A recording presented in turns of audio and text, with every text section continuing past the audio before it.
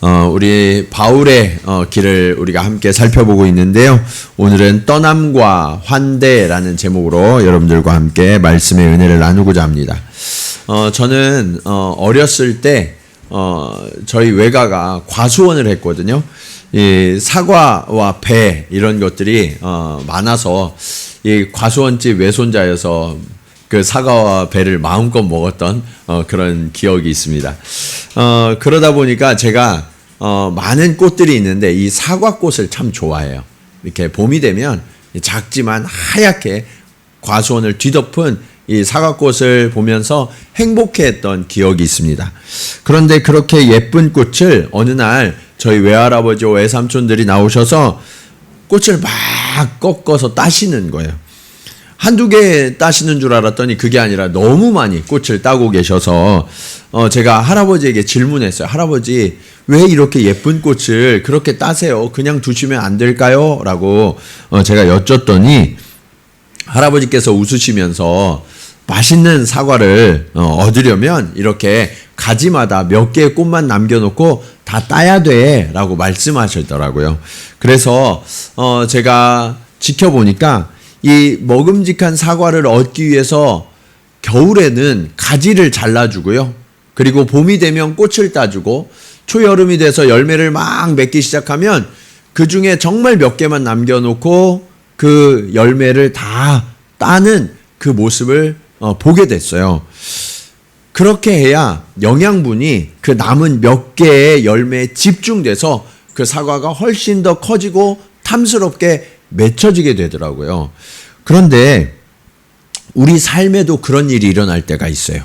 우리 삶에도 또 우리가 교회가 사역할 때에도 꽃이 피어나고 열매가 맺혀져서 아주 풍성하고 아름다운 것처럼 보일 때가 있거든요.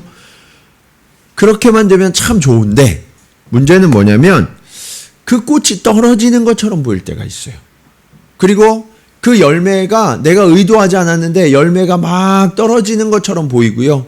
가지가 잘라지는 아픔을 겪을 때가 있더라라는 거예요. 그렇다면 사과나무는 그 탐스러운 사과를 얻기 위해서 그러는데 우리 인생은 왜 꽃이 떨어지기도 하고 열매를 잘라내야 하기도 하고 가지를 쳐줘야만 하는가? 이것이 때로는 아픔이 되고요. 때로는 상처가 되고 때로는 두려움이 되거든요. 이러한 일들을 우리가 어떻게 하면 잘 극복할 수 있을 것인가? 오늘 말씀을 통해서 우리가 함께 교훈을 얻기를 원합니다.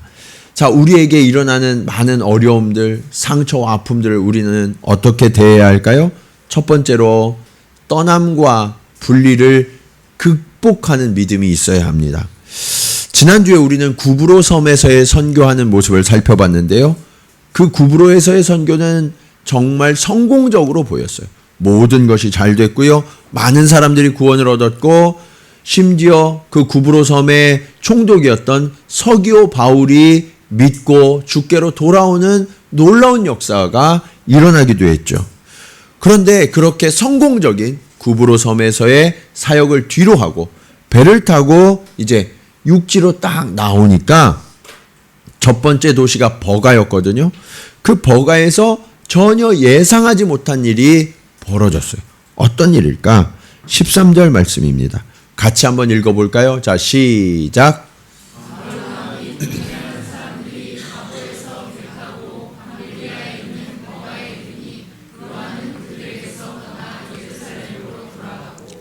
자, 바울과 바나바와 열심히 사역하던 이 요한, 마가 요한이죠. 이 마가 요한이 무슨 이유에선지 모르지만 선교를 중단하고 그만 예루살렘으로 돌아가 버렸다라고 말씀하고 있는 거예요.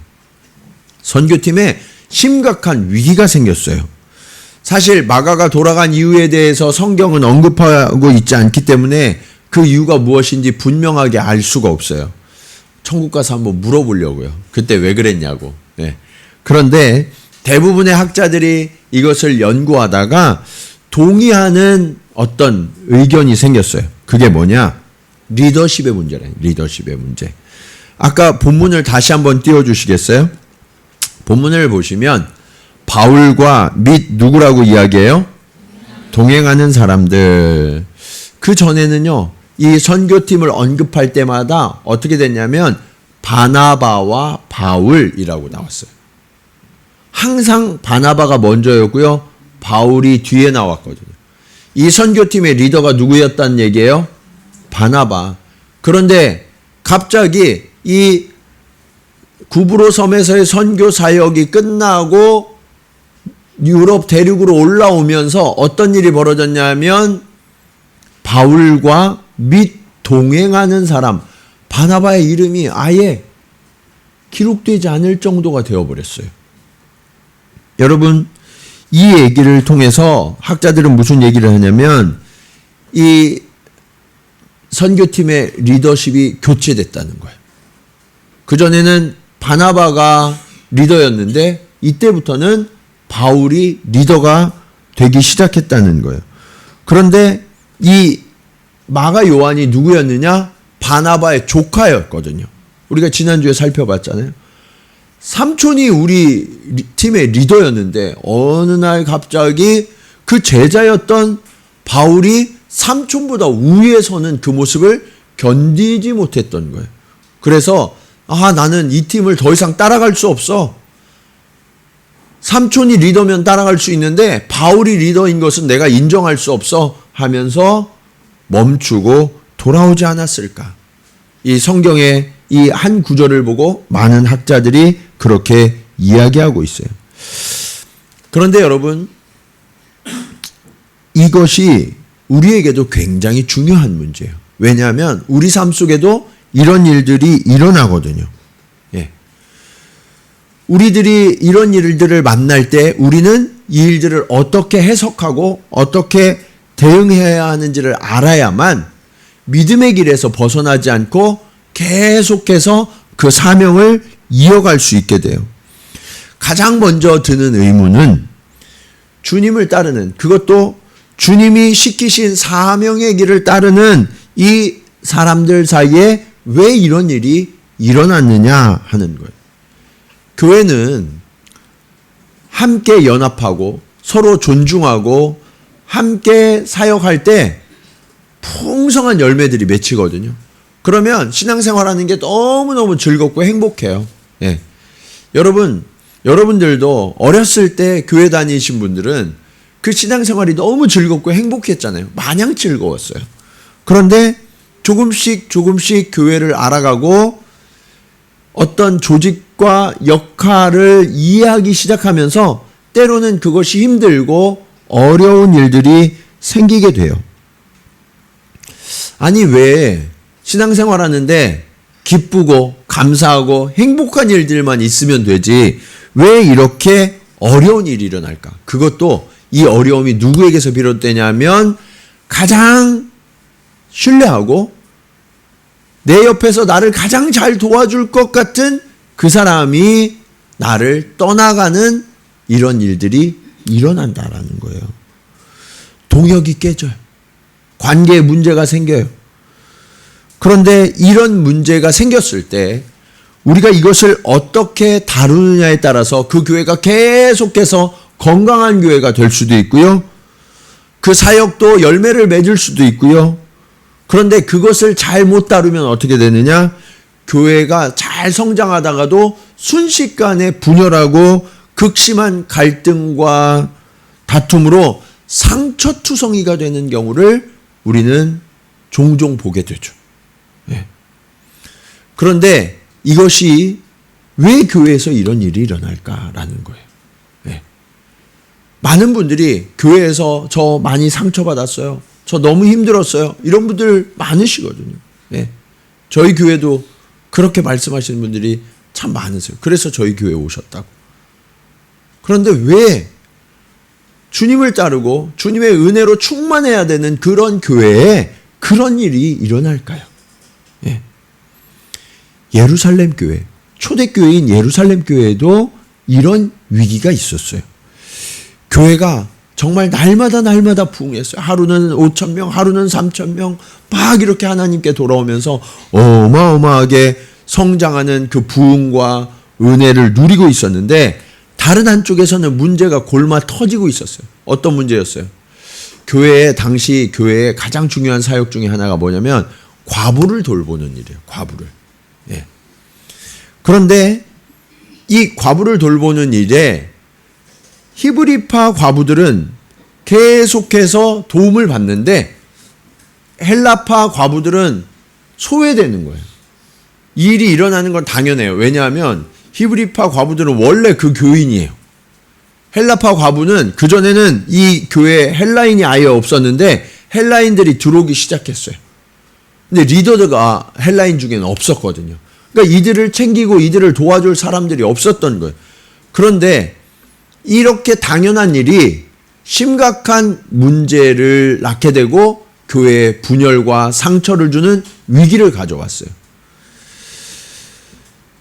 겉으로 볼 때 이 사도 바울의 선교팀과 예루살렘 교회의 문제가 전혀 다른 문제 같지만 영적으로는 동일한 문제예요.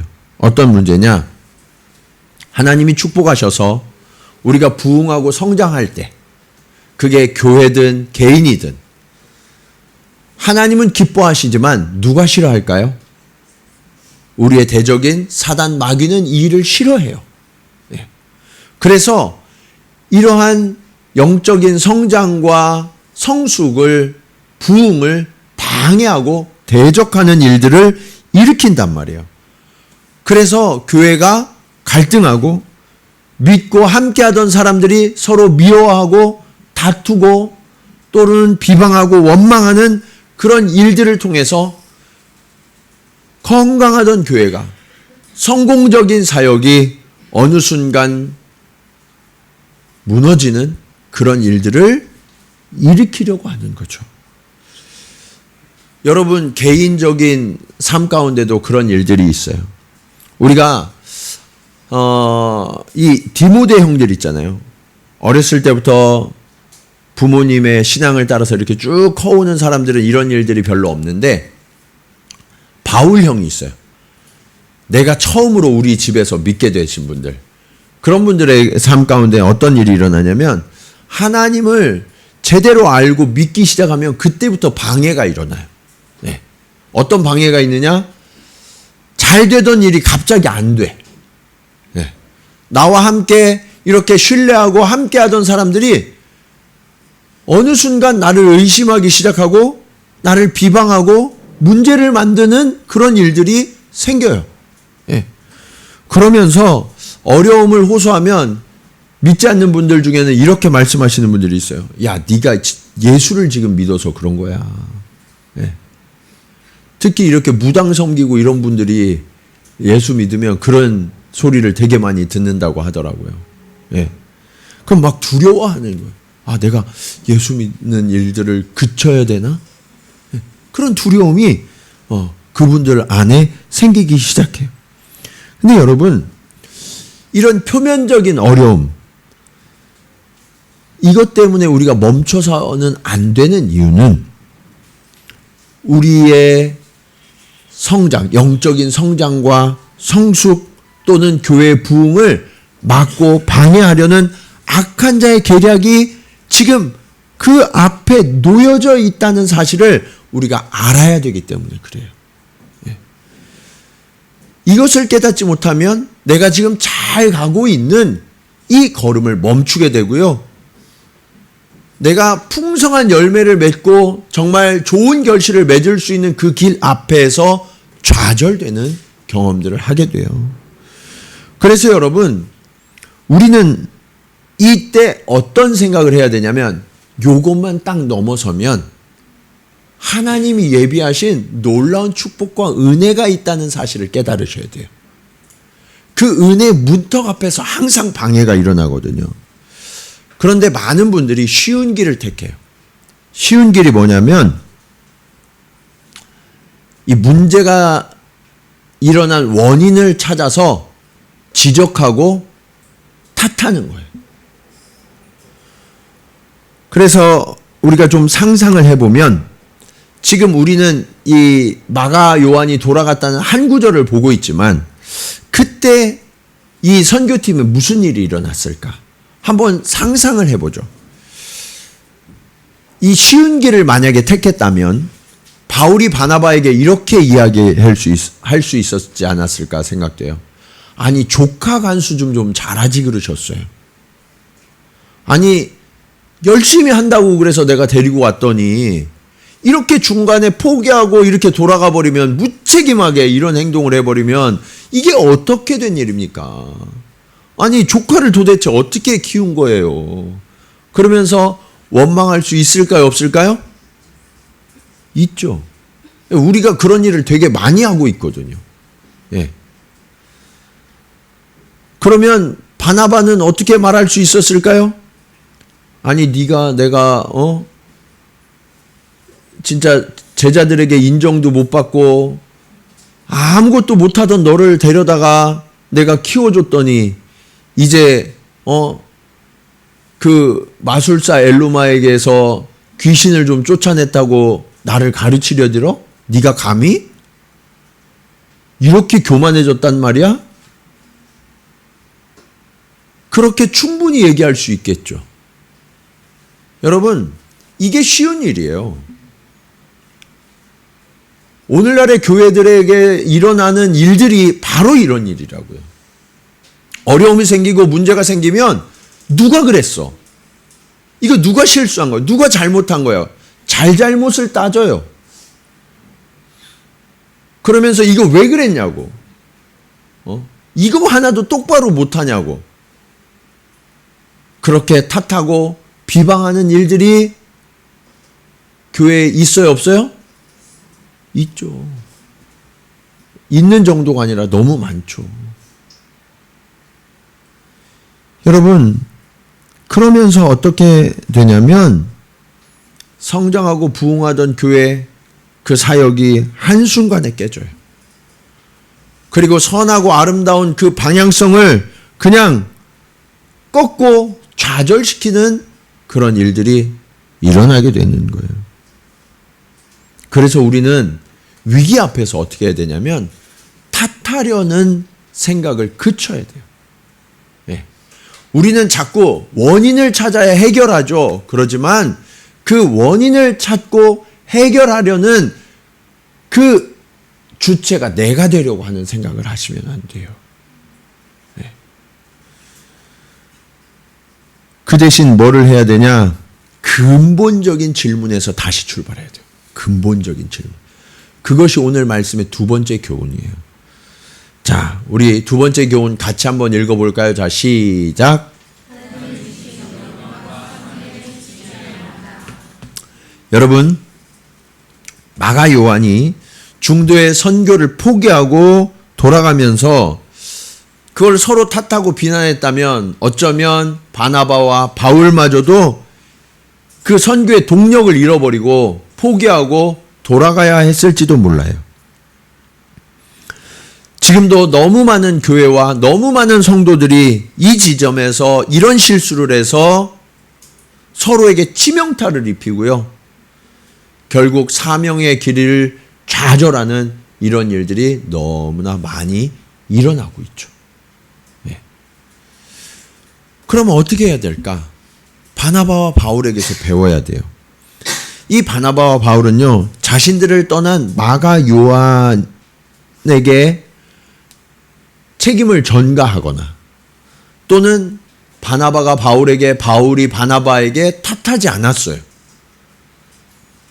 오직 사명에 더욱 집중해요. 네.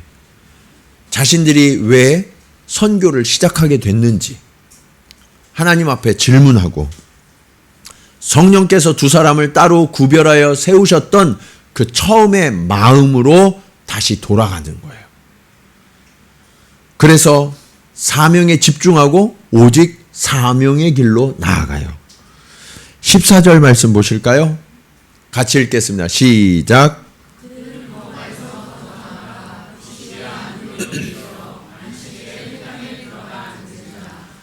버가에서 어떻게 했다고요? 더 나아갔어요. 비시디 안디옥으로. 마가 요한은 버가에서 포기하고 예루살렘으로 돌아갔거든요. 예. 바나바 바울은 결코 흔들리지 않았어요. 마음은 아팠을 거예요. 힘들었을 거예요. 그러나 사명을 흔들지 않았어요. 예. 본질적인 하나님의 부르심에 대해서는 흔들리지 않았다고요. 예. 많은 분들이요, 교회를 다니시다가 중도에 멈추신 분들을 만나게 돼요. 왜 교회를 지금 안 나가세요? 아, 교회 갔더니 너무 힘들어요. 맨날 싸우고, 예, 지들끼리 잘났다고 그러고, 그래서 교회 뭐하러 다니나 싶어서 교회 그만 다니고 있어요. 예. 그럴 수 있어요. 인간적으로는 충분히 그럴 수 있죠. 그러나 여러분, 그것을 어떻게 지옥으로 대체할 수 있습니까? 생명을 잃어버리는 일과 어떻게 대체할 수 있냐고요. 결코 그 일을 우리가 핑계할 수 없어요. 예. 바나바와 바울은 그래서 오히려 더 나아간 거야.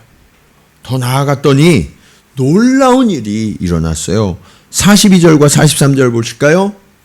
그들이 나갈새 사람들이 청하되 다음 안식일에도 이 말씀을 하라 하더라. 43절 회당의 모임이 끝난 후에 유대인과 유대교에 입교한 경건한 사람들이 많이 바울과 바나바를 따르니 두 사도가 더불어 말하고 항상 하나님의 은혜 가운데 있으라 권하니라.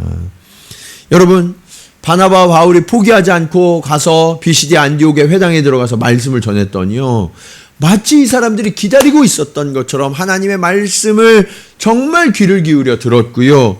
그 말씀이 너무 사모해서 다음 주에 와서도 또 전해달라고 이야기하는 거예요.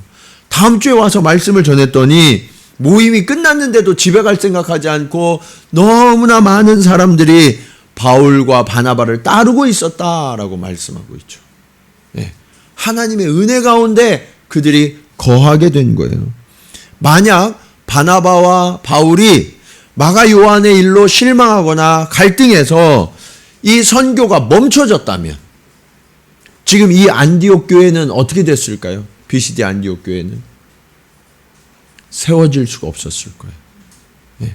이들이 구원받는 일이 막히고 말았을 거예요. 이게 하나님이 기뻐하시는 일일까요? 사단이 기뻐하는 일일까요? 사단이 기뻐하는 일이죠. 은혜의 문턱 바로 앞에서 방해하고 회방하는 일에 하마터면 넘어질 뻔했던 거예요. 그래서 저와 여러분의 삶 속에 일어나는 어려움들이 있죠. 이 어려움들은 은혜의 문이에요. 은혜의 문.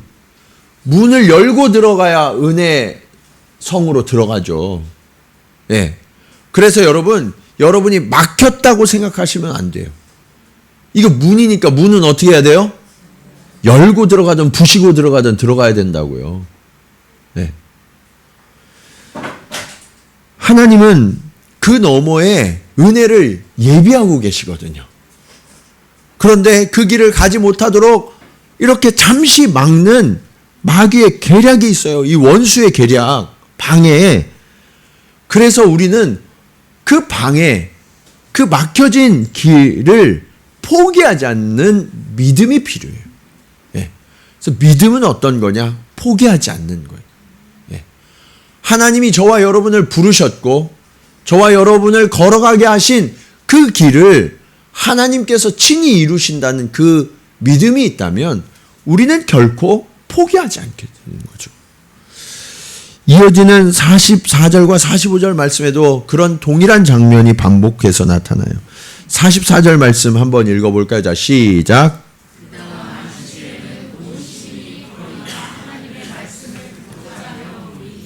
여러분, 그 다음 안식일, 그러니까 3주째 되니까 더 놀라운 일이 일어났어요. 어떤 일이요? 이 온 시민이 이제 유대인만이 아니라 이 이방인들까지도 다 나와서 하나님의 말씀을 듣겠다고 모여 있는 거예요. 여러분, 너무 놀라운 일이잖아요. 너무 풍성한 열매가 지금 눈앞에 펼쳐지고 있는 거예요. 하나님은요, 이런 은혜를 예비하고 계시다고요. 우리가 포기하지 않고 들어가면. 그런데 그때에도 사단의 방해는 있어요. 45절 보실까요? 유대인들이 그 무리를 보고 시기가 가득하여 바울이 말한 것을 반박하고 비방하거늘. 누가 그랬다고요? 유대인들이 믿는 사람이에요, 안 믿는 사람이에요? 하나님을 믿는 사람이죠. 예수님을 알지 못하지만 하나님을 믿는 사람들이에요. 그런데 이들이 시기해요. 왜요? 우리가 그 전에 이 BCD 안디옥에서 수십 년 전부터 이 사람들을 전도했거든요. 하나님을 믿으라고. 그런데 앞에 보면 경건한 헬라인들이 있었어요. 유대교에 입교한 경건한 사람들. 몇 사람밖에 안 왔거든요. 우리가 수십 년 동안 노력했는데. 그런데 이 바나바와 바울이 오니까 온 시민이 다 나와버렸어요. 그러면 이 유대인들이 어떻게 해야 돼요, 여러분? 원래는 이들이 하나님께로 돌아왔구나. 그래서 어떻게 해야 돼요? 박수 치면서 하나님을 찬송해야죠. 그런데 어떻게 했다고요? 시기했다고. 시기하고 반대하고 비방했다는 거예요. 이게요, 교회에 있는 일이에요. 네. 내가 누구한테 도와달라고 할 때는 그 사람이 거절했단 말이야. 그런데 다른 집사님이 가갖고 좀 도와달라고 하니까 갑자기 나한테는 거절했던 사람들이 다 와서 도와주네? 그러면 그 일이 잘 되고 이 일이 돕는 사람들이 많아진 걸로 기뻐해야 되는데 우리 마음이 어때요? 네? 서운하죠. 뭐야, 내가 도와달라고 할 때는 콧방귀도 안 끼던 사람들이 저 집사님이 도와달라고 하니까 이렇게 왔어? 그러면서 좋아해야 되는데 기분이 나빠. 그러면서 도와줘야 되는데 왠지 회방하고 싶어. 네. 이런 일들이 교회에 있을까요, 없을까요? 있는 정도가 아니라 많아요. 네. 이런 일들이 진짜 많다니까요. 네. 또 모임에 우리끼리 있을 때 너무 좋았는데 다른 사람들이 들어와. 그러면 우리 모임이 풍성해져서 좋아야 되는데 어떻게 하냐면 우리끼리 좋은데 저 사람들 왜 오지? 네. 그러면서 반대하는 거예요. 거절하는 거예요. 교회에요, 이런 일들이 너무너무 많아요. 그런데 거기에는 악한 자의 계략이 있는 거예요. 우리의 연합과 우리의 사랑을 깨트리려고 하는 악한 자의 계략이 지금 내 마음을 부추기고 있는 거죠. 네. 그것도 모르고 거기에 널뛰고 있는 거예요. 네. 이런 일들이 너무너무 많다고요. 왜요? 그냥 놔두면 은혜가 폭발할 것 같으니까. 믿음의 역사가 충만하게 열매 맺을 것 같으니까. 이 악한 자는 이걸 그대로 둘 수 없거든요. 어떻게 해서든지 막으려고 하는 거예요. 유대인들이 어떻게 비방했을까요? 내가 유대교를 훨씬 더 당신 바울보다 많이 믿었는데 지금 무슨 소리 하는 거야?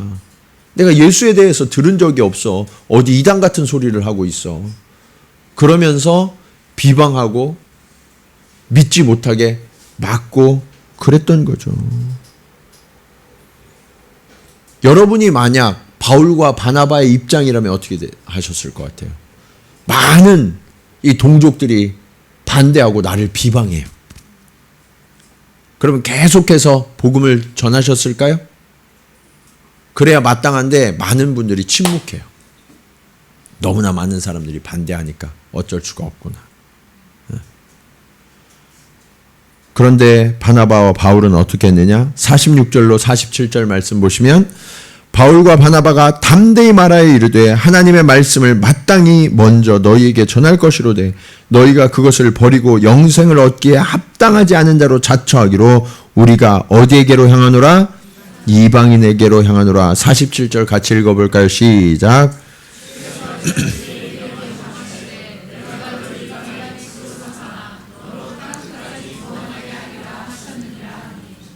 여러분, 주님이요 바울에게 원래부터 명령하신 게 뭐냐면 너를 이방의 빛으로 삼았다는 거예요.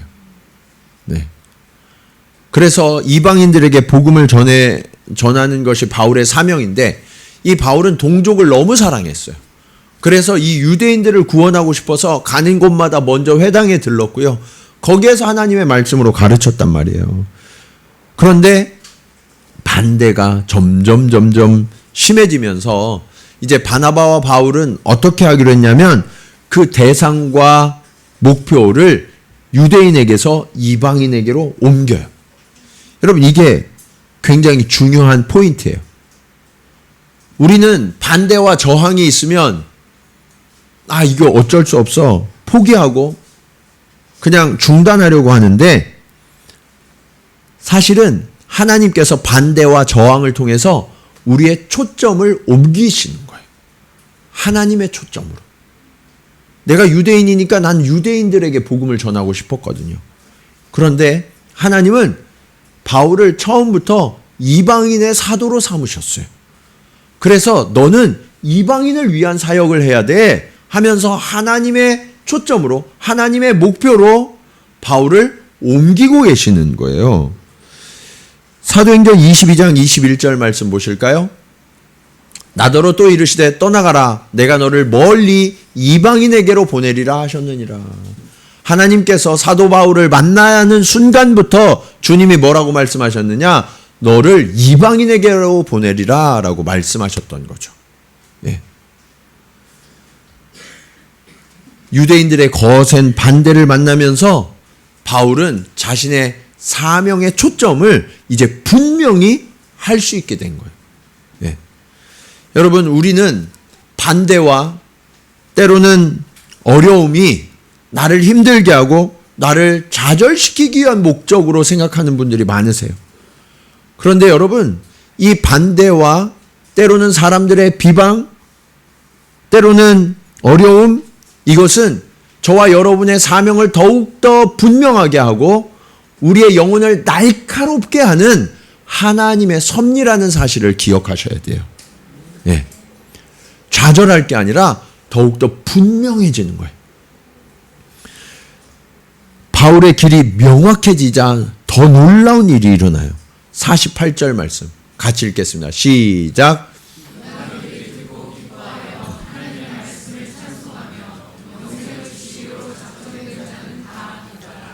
이 비시디아 안디옥의 이방인들인데요. 이방인들이 드디어 복음이 우리에게 임하였구나, 이 구원이 우리에게 임하였구나 하면서 모두가 기뻐했다는 거예요. 그리고 그들이 주님께로 돌아왔다는 거예요. 여러분, 무엇 때문에요? 반대와 대적 때문에. 반대와 대적은 멈추라는 게 아니에요. 우리를 더 분명하게 하라는 거예요. 우리의 목적이 무엇인지, 우리의 사명이 무엇인지. 혹시 여러분 반대와 대적 때문에 멈춘 분 계세요? 포기한 분 계세요? 오늘 하나님은 포기하고 멈추는 것이 아니라 하나님이 우리를 부르신 그 부르심의 목적으로 다시 돌아가라고 말씀하세요. 그리고 그 자리에서 더욱더 명확하게 우리의 사명이 무엇인지를 깨닫고 그 사명에 집중하라고 말씀하세요. 많은 사람들이 나를 반대하면 그 반대자에게 집중해요. 문제에 집중해요. 이게 참 어리석은 일이에요. 반대가 생기고 문제가 생기면 하나님께 집중하시기 바랍니다. 하나님께 집중하시고 하나님이 우리를 세우신 그 사명에 집중해야 되는 거예요. 그러면 우리의 짐이 가벼워져요. 우리의 부담이 훨씬 더 가벼워져요. 그래서 그 가벼운 몸과 영혼을 가지고 주님이 우리에게 주신 그 사명을 이루기 위하여 훨씬 더 잘 달리고 멀리까지 달려갈 수 있게 되어서 하나님의 그 놀라운 일들을 우리는 만나게 되는 거예요. 그래서 우리는 거절을, 떠남을 극복하고 환대로 나아가게 되는 거예요. 사랑하는 여러분, 여러분의 어려움, 이제 그 문을 여시든지 부시든지 더 나아가시기 바랍니다. 그곳에 하나님의 환대가 있어요. 하나님의 놀라운 축복이 기다리고 있습니다. 이제 우리 한 분 한 분의 삶 가운데, 그리고 우리 동경지구촌교회가 나아가야 할 길 가운데 무언가 막히고 무언가 여기서 해결되지 않는 것 같은 그런 문제가 있을 때 하나님 앞에 집중하십시오. 그 하나님의 뜻을 우리는 깨닫게 될 것이고요. 거기에 더 선명하게 복종할 때 하나님의 더 놀라운 은혜, 더 풍성한 열매를 거두는 저와 여러분, 우리 동경지구촌교회가 되기를 주님의 이름으로 간절히 축원합니다. 우리 이 시간 말씀을 기억하면서 함께 찬송으로 고백하기 원합니다. 하나님 아버지, 반대가 있을 때 우리는 후회하기도 합니다. 멈추기도 하고 좌절하기도 합니다. 그러나 주님, 그 주님을 만난 것, 주의 길을 따르는 것이 나의 가장 잘한 일, 나의 가장 복된 일이라는 그 믿음을 잃어버리지 않고 끝까지 나아가게 하여 주시옵소서. 우리 그런 고백으로 함께 찬송하겠습니다.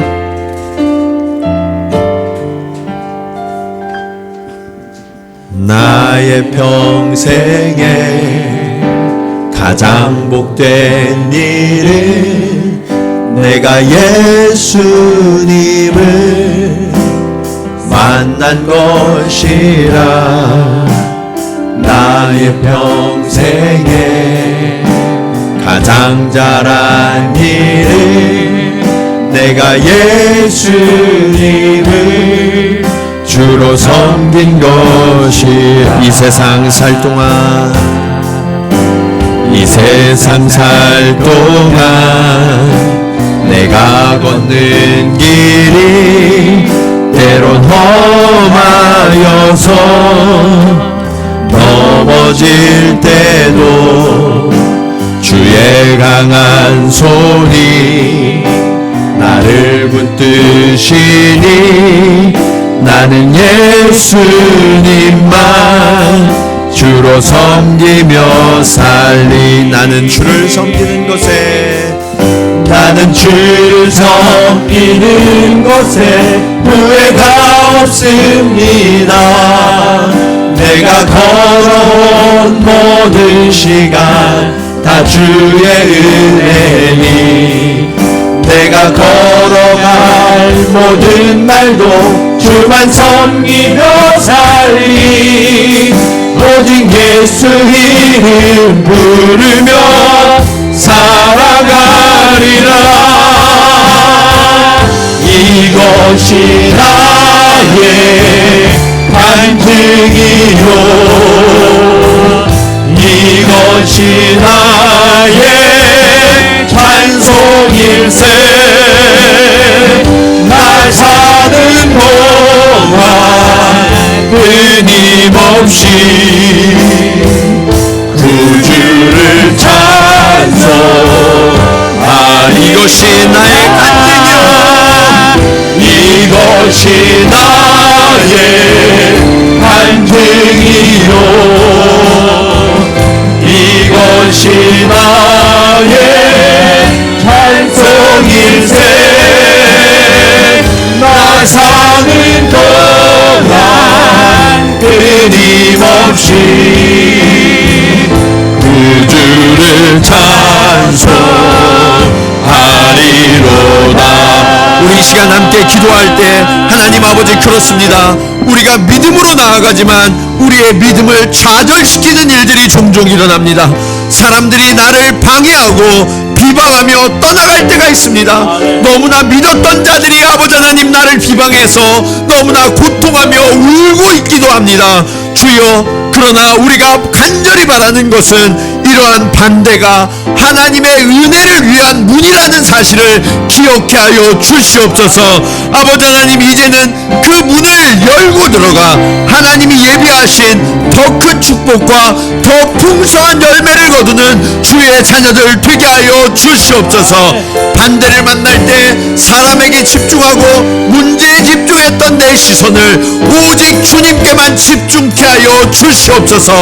나를 부르신 사명에 집중하여서 그 사명을 이루시는 하나님의 손을 붙들고 그 하나님의 풍성한 열매를 거두는 몸된 자녀들이 되게 하여 주시옵소서.